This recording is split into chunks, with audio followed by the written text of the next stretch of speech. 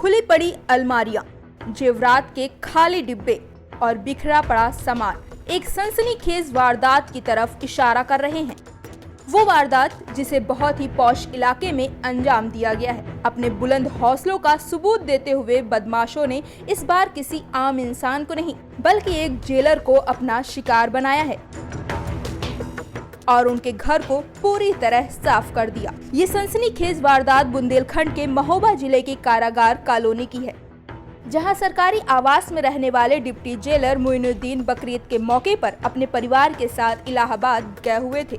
3 दिन की छुट्टी के बाद जेलर जैसे ही अपने घर पहुंचे तो अंदर का नजारा देखकर उनके पैरों तले जमीन खिसक गई, क्योंकि सामने अलमारी टूटी पड़ी थी और उसमें रखा सारा कीमती सामान चोरी हो चुका था।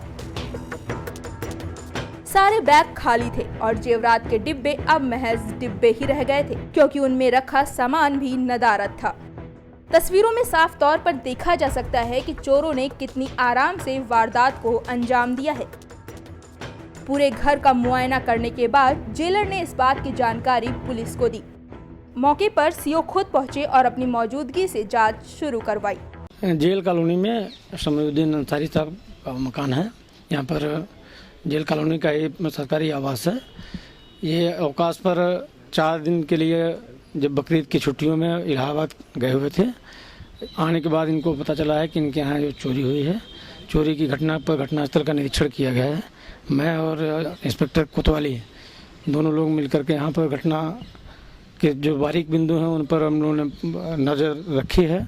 जल्दी ही इस घटना का हम अनावरण करेंगे। इसी के साथ चोरों ने एक रात में ही महोबा के कुलपहाड़ कोतवाली इलाके में एक साथ 3 घरों को अपना शिकार बनाया। लेकिन जेलर साहब के घर में चोरी पुलिस की नाक का सवाल बन गई है। पुलिस हर जरूरी बिंदु पर जांच कर रही है और बहुत जल्द मामले को सुलझाने का दावा भी कर रही है। लेकिन जिस तरह चोरों ने जेलर को ही अपना शिकार बनाया है, उससे एक बात तो साफ हो गई कि प्रदेश में चोरों और बदमाशों के हौसले इस कदर बुलंद हो चुके हैं कि उनके अंदर अब पुलिस का जरा भी खौफ नहीं। महोबा से विजय प्रताप सिंह, NDTV भारत।